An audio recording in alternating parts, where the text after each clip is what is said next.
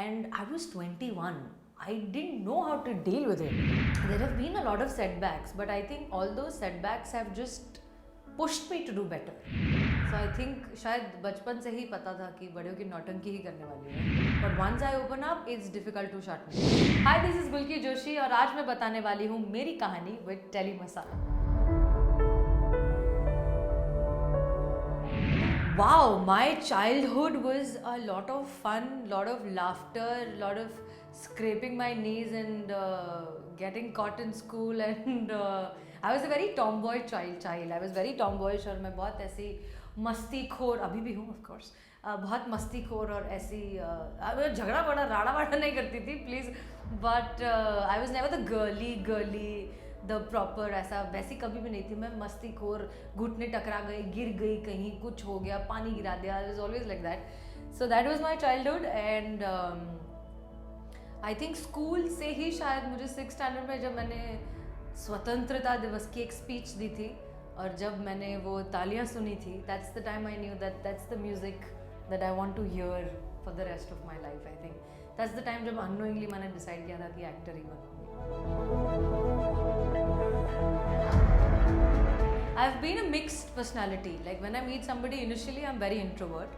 मैं पहले जब किसी से मिलती हूँ तो मैं सिर्फ ऑब्जर्व करती हूँ, मैं सिर्फ देखती हूँ, सुनती हूँ, समझती हूँ और as per my comfort level then I open up.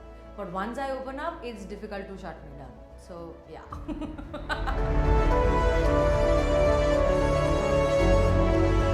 School में बहुत मस्ती करती थी बट मैं पढ़ाई में भी उतनी अच्छी थी.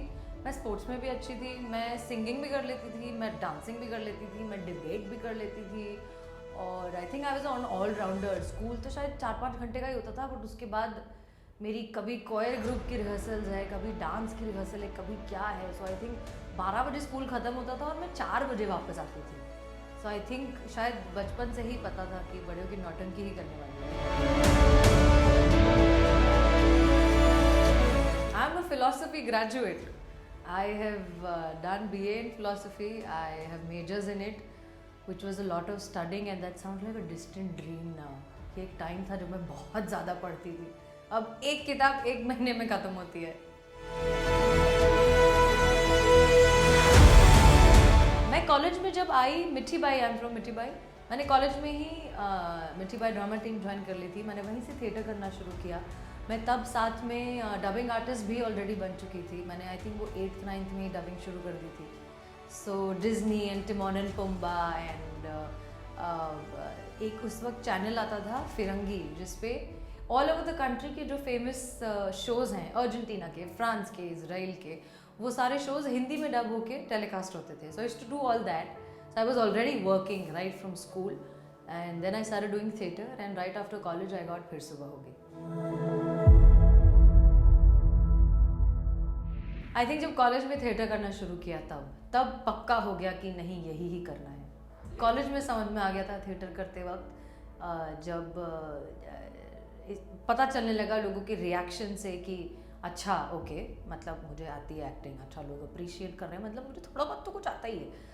तब वो जब होने लग गया तब समझ में आ गया कि नहीं आई थिंक यही है और वही एक जगह है. Whether I am on stage और whether I am in front of camera, I think I am myself 100% between action and cut.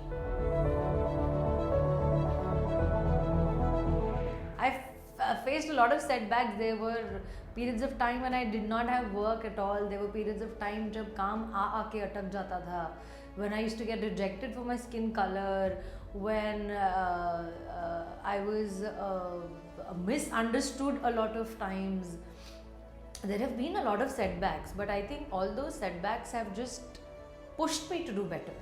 Phases तो बहुत सारे आए. Phases वो phase भी आया जब फिर सुबह होगी मैं suddenly everybody was talking about me, everybody was looking at me and all the attention was on me and I was 21. I didn't know how to deal with it. I mean I still don't but I somehow manage a little better now.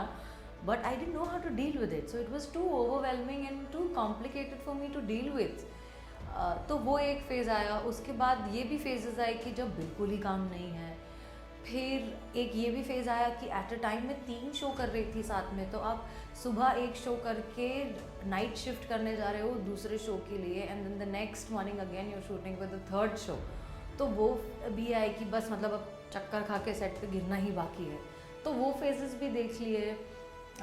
But I think if I had to tell something about my journey और anybody's journey for that matter, is that हमें ऐसा लगता है कि हमारी journey is outside, हम बाहर लोगों से मिल रहे हैं, हम बाहर सक्सेस देख रहे हैं, बाहर रिजेक्शन देख रहे हैं, but I think the journey is always inside. With every setback you learn a little about your self, with every success you learn a little about yourself, with failure you learn about yourself, when people like you you learn about yourself, when people hate you you learn about yourself।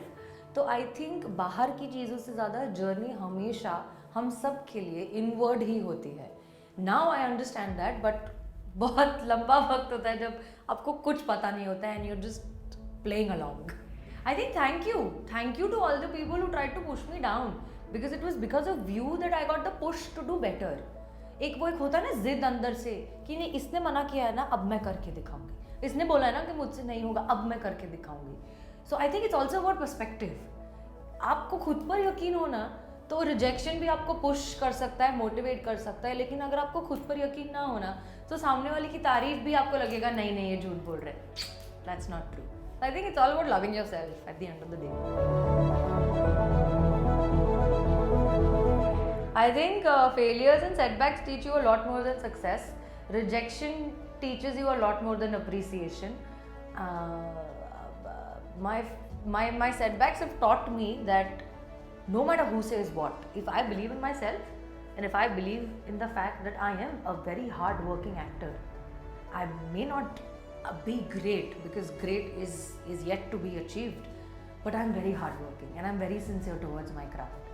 So a setback cannot pull me down. One person saying that you're not fit cannot pull me down. And the opposite end spectrum is that this one person or 10 people telling me कि अरे आप तो कमाल हो, is also not something that will make me egoistic and arrogant. तो वो आपका balance आपको बनाकर चलना है, दुनिया बहुत कुछ बोलेगी।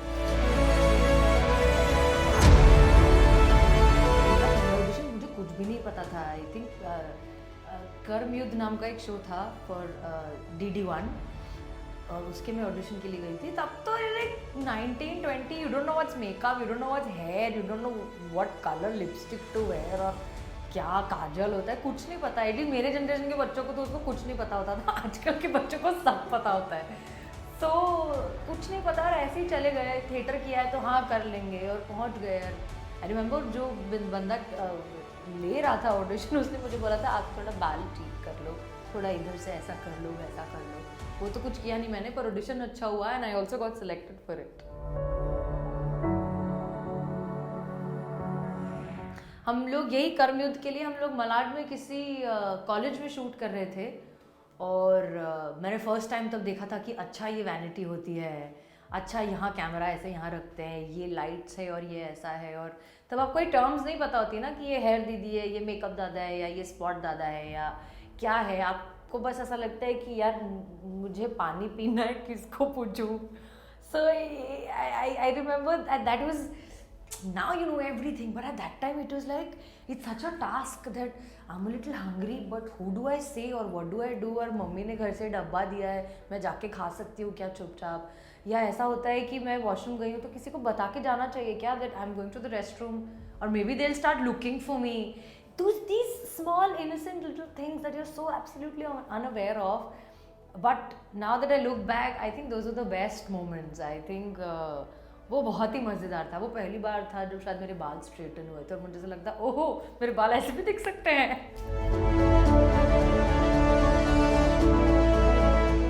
आई think the industry has been extremely generous and also strict when required. It has also given me a lot of tough love, it has also given me a lot of soft love, and चाहे वो ups and downs हो, चाहे वो कुछ भी हो, I think मैं बहुत लकी रही हूँ और मैंने हमेशा बहुत अच्छे लोगों के साथ बहुत अच्छा काम किया है और हर इंसान से मैंने कुछ ना कुछ सीखा है। So I have no regrets, no complaints, nothing. I think मैं एक्टर नहीं होती तो शायद मैं एडवेंचर स्पोर्ट्स में कुछ कर रही होती, because I think I'm an adrenaline junkie. I've done paragliding, I've done parasailing, I've done skydiving, I've done I don't know, a lot of things. अभी तो याद भी नहीं आ रहा है मुझे. स्कीइंग बचा है मेरा, बस वो करना है मुझे. तो आई थिंक मैं उस फील्ड में शायद कुछ कर रही होती, कहीं न्यूजीलैंड वगैरह में होती अभी. What do you want to do ahead? I want to explore this beautiful space of OTT. I want to do films, and I think Madam Sir has been a turning point, but it is also a beautiful beginning to something much bigger to come. I want to do Wonder Woman. I want to be India's first superwoman, first superhero female. I want to do that. My future plans is to do a lot of films, to do a lot of OTT, and hopefully inspire more and more people through Madam Sir. My dream partner first has to be as crazy as I am, and yeah, has to be as crazy as I am. बाकी सब हो जाएगा. I hope you enjoyed this interview, and मुझे बहुत मज़ा आया आप सबसे बात करके. बहुत अच्छे इंटरेस्टिंग क्वेश्चंस थे, तो thank you so much for that. And please मैं क्या ही बोलूँ यार, आप लोगों का प्यार ही है जो मुझसे और ज़्यादा मेहनत करवाता है, मुझे मोटिवेट करता है to do better. So please keep showering me with all your love, and I will always do my best to give my best and inspire you and keep you happy.